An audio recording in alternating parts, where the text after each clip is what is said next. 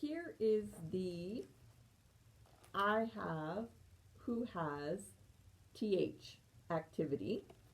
So within this activity are a bunch of the cards, and on the written instructions it has two different ways to play this game.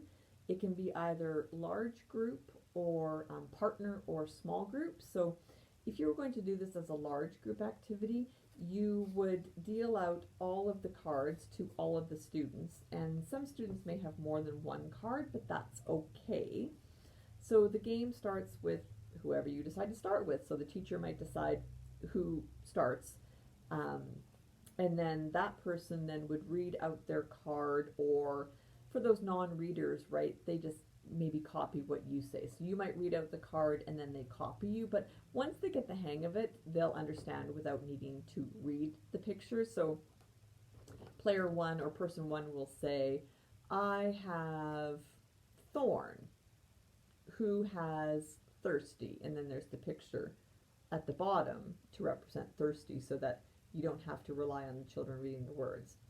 So then they put their card down, and so then the person who has thirsty will find their picture, and of course I can't find that picture, I didn't have it ready. Oh, this is interesting.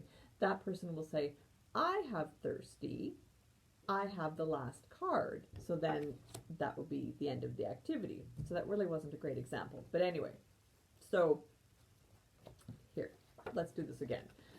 The person might say, I have thumb, who has think, and then they put their card down. So then the other players will pipe up and say, oh, I have think, who has thread.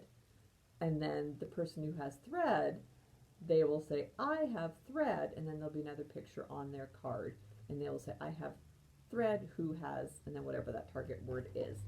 And then it does get to the point where whoever has thirsty, they will say, I have thirsty, I have the last card, and then that last card is played.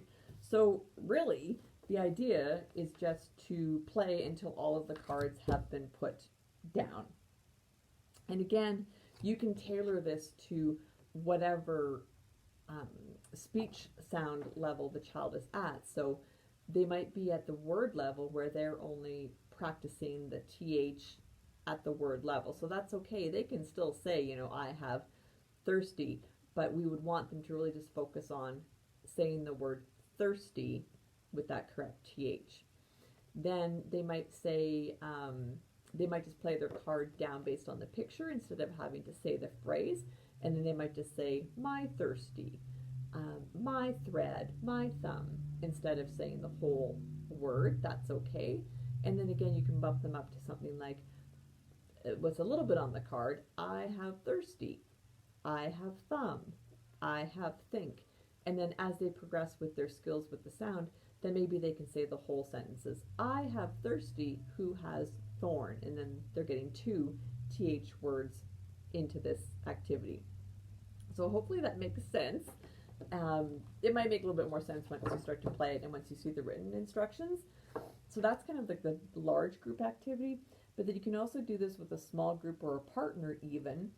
And how this would work is that the adult would deal the cards out to all the players, whether it's two, whether it's just one other player, and then you would put all the cards just face up in front of you.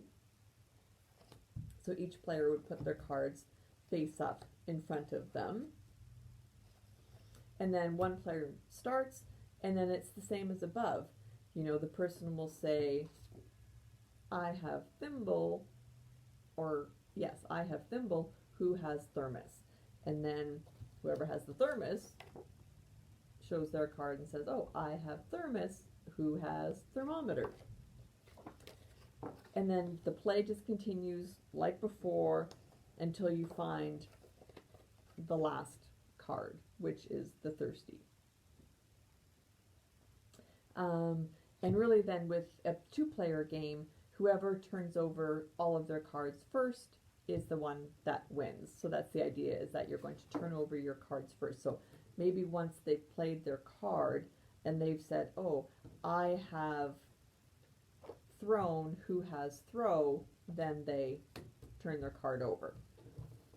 And then if they said, oh, I have thread who has thermometer, then they turn that card over once they've said it. So the idea is to play the game until all of your cards are turned over, or as the large group, you play the game until all of the cards are read, or I guess turned over as well. You could turn them over for the large group. So I hope that makes sense. If you have any questions about it, please reach out to your SLP.